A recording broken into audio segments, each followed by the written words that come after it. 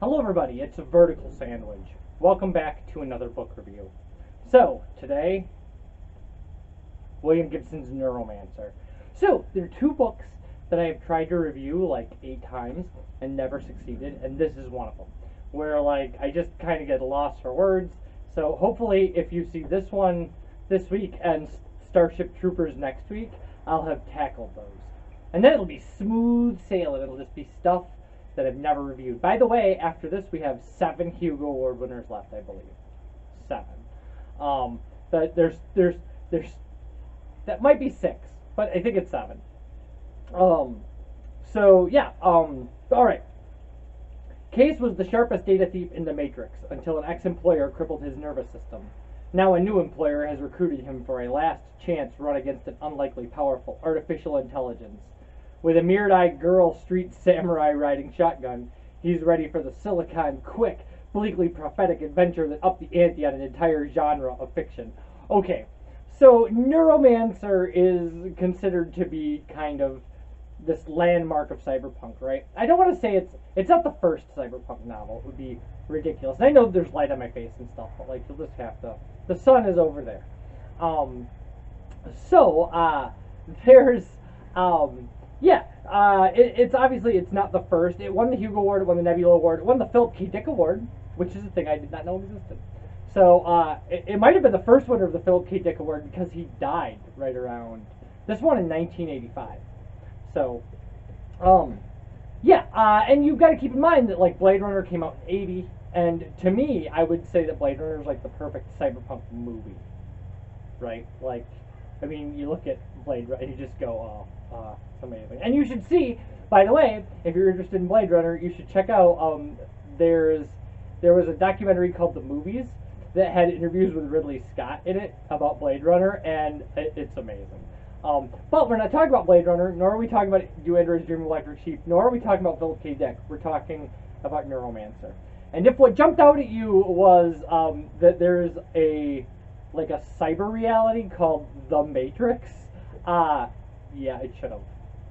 It should have. You should make that association. So, the idea is people use their brains to jack directly into this kind of cyberspace, and this guy was a criminal for that, but he betrayed a boss, and they burnt out the part of his brains that allow him to reconnect. And so this mysterious guy comes up and says, hey, I want you to do a job for me. This is the price. I will give you implants that give you these abilities back.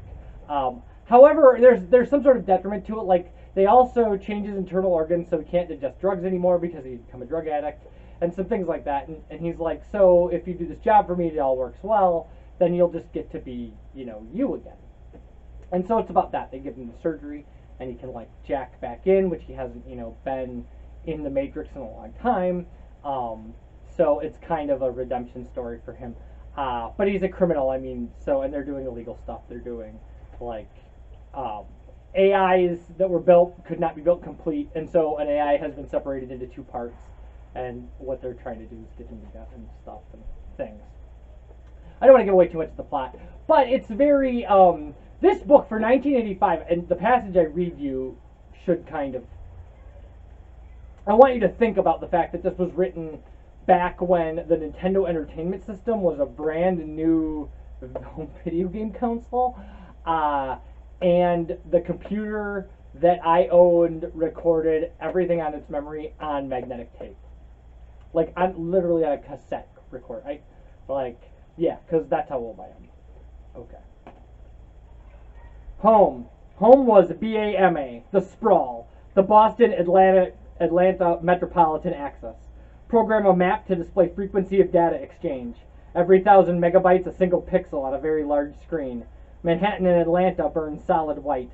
Then they start to pulse, the rate of traffic threatening to overload your simulation. Your map is about to go nova. Cool it down. Up your scale. Each pixel 1,000,000 megabytes. At 100 million megabytes per second, you begin to make out certain blocks in Midtown Manhattan. Outlines of 100-year-old industrial parks ringing the old core of Atlanta.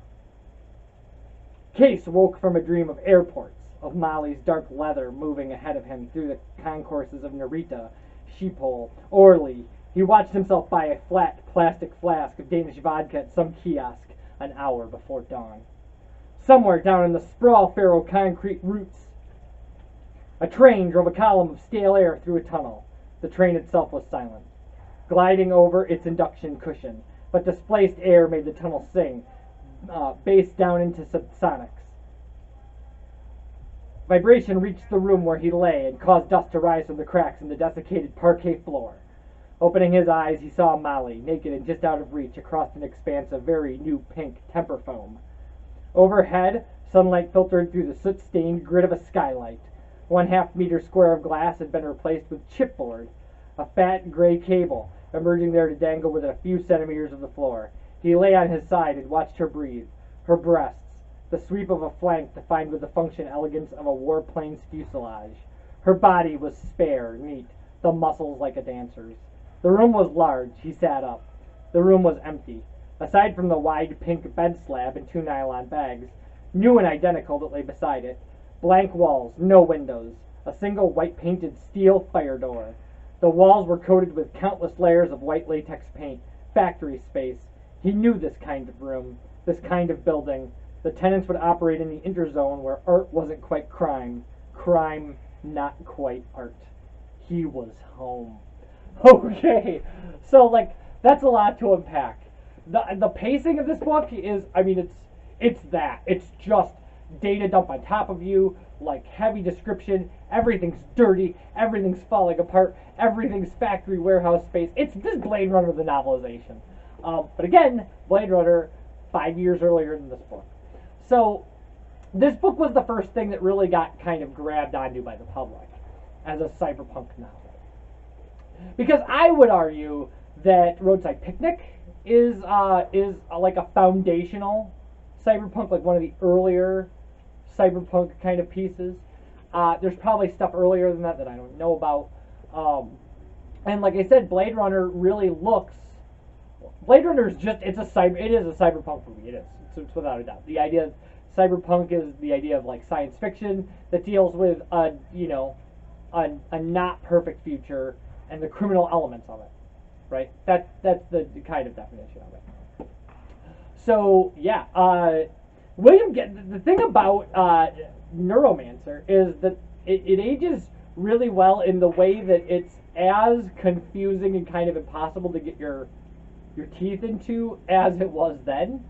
Like that stuff you read, you can kind of picture it, but then he's like making up a lingo, and there's a lot of stuff going on, and there's these off-world anti-gravity shopping malls and stuff, and it's hard to picture Gibson's idea of the future because it's so divorced from what we know of. You know, you watch Blade Runner and you just go, oh, that's just some city on Earth. Like, it's raining a lot or whatever. You know, it's more Fifth Element. Like, that is what kind of Neuromancer feels like to me, is kind of like so out there weird. Is it good? Yeah, it's great. It's dark. It doesn't do, you know, it's reactionary as far as science fiction goes. Like, it doesn't try to be a magazine science fiction story. It doesn't try to give you heroes that are good, the bad guys that are bad. It just kind of gives you everybody who's kind of you know, they're just human. And it gives you these scenarios, and then kind of shows how technology can turn us into the kind of criminals technology can turn us into, and how technology can turn us into the kind of, I guess, heroes technology can turn us into. Neuromancer is reasonably timeless, and Neuromancer is part of a series. It's the first book in what turned out to be a series, and I know I've seen the series very highly recommended. Personally, if I were going to read the series, I would have to reread Neuromancer again, because I read Neuromancer years before I ever did any of this. In fact, that's why it took so many book reviews to get a book review out for Neuromancer. Was I had to read synopsises and kind of try to refresh my memory, and then like look through passages and refamiliarize myself with the book. I mean, it is. I can't. This is one of those things, like when I was talking about Dune, that was just like, if you want to have a handle on science fiction and where science fiction goes and why, Neuromancer is an inevitable step. Like, You have to read Neuromancer for the same reason, like if you're taking an American literature course, they hand you The Great Gatsby. You know, or I don't know what else. The Adventures of Tom Sawyer. I don't know what they would hand you for Twain, like, because I've read a bunch of Twain, and I guess Huckleberry Finn is the thing he's most famous for. But it's like that, right? If you were like, I want to take a course in science fiction, they're going to be like, go to the bookstore and buy these books, and when they hand you a stack of books, Neuromancer's going to be in there. Like it is. It's going to be like Dune, and then like Neuromancer, and like, I don't know, I guess if I were teaching, okay, here's an interesting idea. Like, Vertical Sandwich, having read what you've read, if you were teaching a science fiction course, what would you give people? And I would give people Dune, I would give people Stranger in a Strange Land, I would give people Lord of Light, I would give people Neuromancer, and I would give people, I don't know, if I were focusing on the history of science fiction, I would give people Roadside Picnic. If I was trying to give it up to present day, we would end on the first book of the Broken Earth series and the first book of the Southern Reach trilogy. Because I like those, I would assume my students would then read the rest of it because they're fantastic books and they're great trilogies. So this is Neuromancer, and Neuromancer is foundational, and it's good. It's a good book, and you should, you know, when you read Neuromancer, you can't divorce yourself from everything it influenced. It's one of those books where you just go. But here's the thing: is unlike when I've said that, you know, books seem boring because everything copied them, and so the ideas seem boring now. Neuromancer's not like that. Neuromancer doesn't seem boring. Neuromancer still seems bizarre and interesting, and that's really cool. It's really cool that you can like read Neuromancer and be like, oh, that's like, I would never have thought to describe things that way, because even cyberpunk, even when you read something that's so inherently, obviously cyberpunk, like the Diamond Age, or Vert, like you feel more comfortable with it than you do Neuromancer. Neuromancer is written in a way that's it's actually kind of very purely 80s, where it's just like this coke-fueled, super-paced monster novel, and that's really cool too. My suggestion to you is this, though. I'm a pretty quickly paced reader. You gotta slow down for Neuromancer, because it just dumps stuff at you. It's very Stand on Zanzibar that way, where it's just like, here are things, like, just everything, things you don't need to know, here they are. But yeah, so Neuromancer, really cool. I strongly suggest you read it if you're interested in science fiction in general, or cyberpunk. Because like I said, it's a foundational piece of work, but also a really good one. So yeah, like, that's my review for this, and when we come back next week, if everything goes according to plan, we'll be doing Starship Troopers. See you guys for that. Bye, everybody.